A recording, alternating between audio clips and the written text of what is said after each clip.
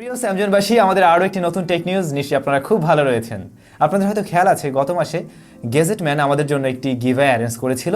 আমরা একটা বড় সড়ো বক্স আনবক্সিং করেছিলাম এবং ওই ভিডিওতে একটি গিভঅ্যাওয়ে অ্যানাউন্স করা হয়েছিল। বাট আমার সময়ের অভাবে আসলে ওটার রেজাল্ট আর দেওয়া হয়ে ওঠেনি। তবে আজকের ভিডিওতে আমরা এই বিষয় নিয়েও কথা বলবো অবশ্যই। আরও একটা ইন্টারেস্টিং বিষয় রয়েছে। আপনারা অনেকেই বলেছিলেন স্মার্টফোন দিয়ে কি ম্যাজিক করা যায় এরকম একটা ভিডিও নিয়ে আসার জন্য। সেদিনের একটা ভিডিওতে আমরা দেখিয়েছিলাম। তো আগামীকাল আপনাদের জন্য এরকম একটা ইন্টারেস্টিং ভিডিও আসছে। সেখানে আমরা ট্রাই করবো 5টি ম্যাজিক আপনাদেরকে শিখিয়ে দেওয়ার জন্য, যেগুলো কিনা স্মার্টফোন দিয়েই করা সম্ভব। সো কালকের জন্য অপেক্ষা করুন, কালকে আপনাদের জন্য দুর্দান্ত একটা ভিডিও আসছে অবশ্যই। এবারে স্যামসাং, আপনারা দেখছেন যে তারা বড় বড় মেগাপিক্সেলের ক্যামেরা নিয়ে আসছে। রিসেন্টলি তারা দেখলেন যে 200 মেগাপিক্সেলেরও সেন্সর তৈরি করেছে।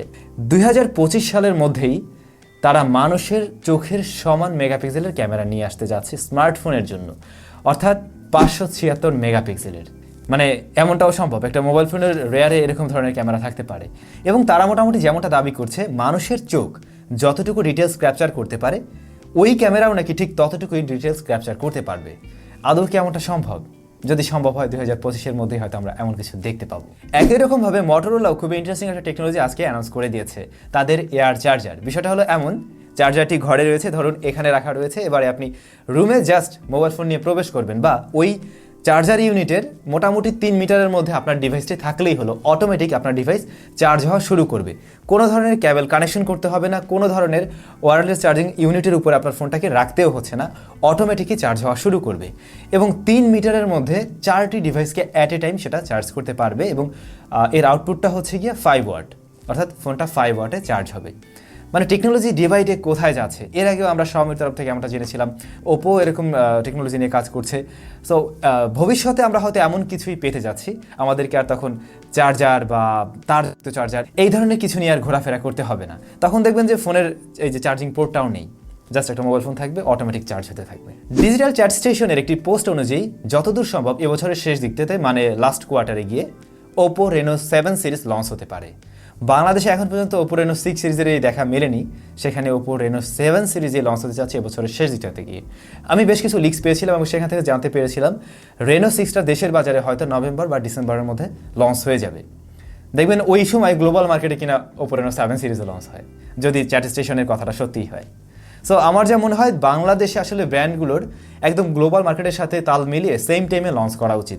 দেখবেন প্রায় ম্যাক্সিমাম ডিভাইসে, শুধু OPPOর ক্ষেত্রে না, অন্যান্য ব্র্যান্ডের ক্ষেত্রে ওই সেম জিনিসটাই হয়ে থাকে। সো এই বিষয় থেকে একটু বেরিয়ে আসতে হবে। বাংলাদেশের মার্কেটটা কিন্তু এখন যথেষ্ট বড় এবং স্মার্টফোন মার্কেটটা মোটামুটি এখন এগিয়েই যাচ্ছে। সো এই জায়গাটাতে আমার মনে হয় কোম্পানিগুলোর অবশ্যই একটু নজরদারি করা উচিত।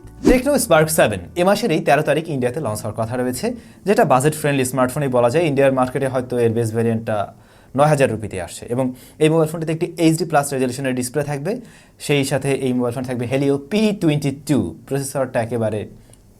আর এই মোবাইল ফোনে 4GB র্যাম থাকবে, সেই সাথে ক্যামেরা 16+8, অর্থাৎ ফ্রন্টে 8, 5000 mAh ব্যাটারি, 10 ওয়াটের চার্জার।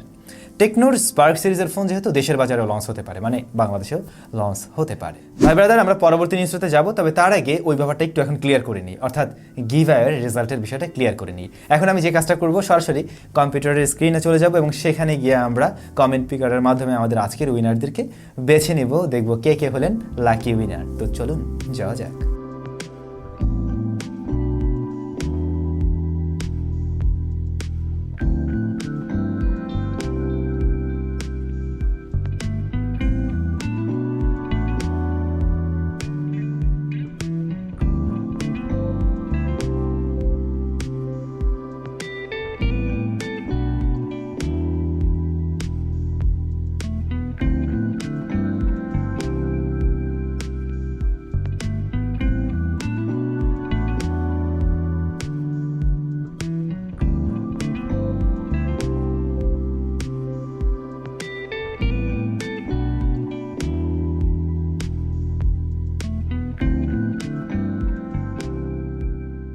অনেক অনেক অভিনন্দন আমাদের আজকের বিজয়ীদের। আপনারা অতি সত্বর আমাদের ফেসবুক গ্রুপের মডারেটরদের সাথে যোগাযোগ করুন এবং আপনার ঠিকানায় গ্যাজেটম্যান অতি সত্বর আপনাদের গিফটগুলো পাঠিয়ে দিবে। আর যারা এবারের গিভঅ্যাওয়েতে অংশগ্রহণ করেও কোনো ধরনের উপহার পাননি, তাদেরকে হতাশ হতে হবে না। আমাদের চ্যানেলে আরও একটি গিভঅ্যাওয়ে চলছে এবং সেখানে 3টি স্মার্ট ওয়াচ থাকছে। সো যারা অংশগ্রহণ করেননি ভিডিও ডেসক্রিপশনে তাদের জন্য লিঙ্কটা দেওয়া থাকলো, চাইলে অংশগ্রহণ করে নিতে পারেন। ওয়েল, পরবর্তী নিউজটা হলো, আপনারা হয়তো অনেকেই জেনে আসছিলেন এই মাসের 14 তারিখে অ্যাপেল ইভেন্ট হতে যাচ্ছে এবং সেখানে হয়তো অ্যাপেল 13 সিরিজ লঞ্চ হতে পারে। এগুলো ছিল আনঅফিসিয়াল তথ্য, বাট অফিসিয়ালি কনফার্ম হয়ে গেছে হ্যাঁ 14 তারিখে অ্যাপেল ইভেন্ট হতে যাচ্ছে এবং সেখানে আমরা আইফোন 13 সিরিজ হয়তো লঞ্চ হতে দেখব। সেই ক্ষেত্রে iPhone 13, 13 pro, 13 pro max, mini এগুলো সবই হয়তো চলে আসবে। সো আর কয়েকটা দিন। আজকের ভিডিওতে আপনারা অবশ্যই কমেন্টস করে জানাবেন কে কে ম্যাট্রিক্স মুভিটা দেখেছেন। এই মুভির 3টি পার্ট এসেছিল 1, 2, 3 এবং 2003-এই সর্বশেষ পার্টটা এসেছিল। বাট এর গেমস টেমস হয়তো আপনারা অনেকেই খেলেছেন। এই মুভিতে অনেক ইন্টারেস্টিং পার্ট ছিল, বিশেষ করে দারুণ দারুণ অ্যাকশন, বিভিন্ন রকমের মুভ টুভ ছিল যেগুলো আমাদের আসলে খুব বেশি আকৃষ্ট করেছিল। তো এত বছর পরে, অর্থাৎ 2003-এর পরে এত বছর গ্যাপ দিয়ে এই মুভির নতুন পর্ব আসতে যাচ্ছে খুব শীঘ্রই। রিসেন্টলি তারা টিজ করেছে এবং হয়তো খুব শীঘ্রই এই মুভি নিয়ে তারা কাজবাজ করবে। ম্যাট্রিক্স 4 হয়তো আসতে যাচ্ছে।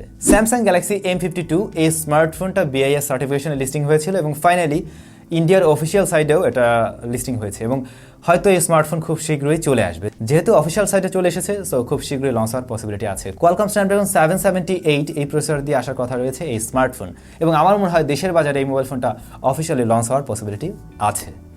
ওয়েল, আজকের টেক নিউজ এটুকুই। এবারে আমরা চলে যাব লাস্ট ভিডিওর কমেন্ট সেকশনে। আকবর হোসেন ভাই, ম্যাজিক চাই মাঝে মধ্যে। জি ভাই, অবশ্যই আগামীকাল আপনারা ম্যাজিকের ভিডিও পাচ্ছেন। ইয়াসিন আরাফাত অফিসিয়াল, স্যাম ভাই মোবাইল ফোনের মাউস কিবোর্ড ব্যবহার করলে মোবাইল ফোনের কি কোনো সমস্যা হবে? প্লিজ উত্তরটা দেবেন। না ভাই, এতে সমস্যা হবে না। বিডি বিদ্যুৎ ভাই লিখেছেন, ভাই এই দামে সনি টিভি ভালো নাকি এই টিভি বলেন।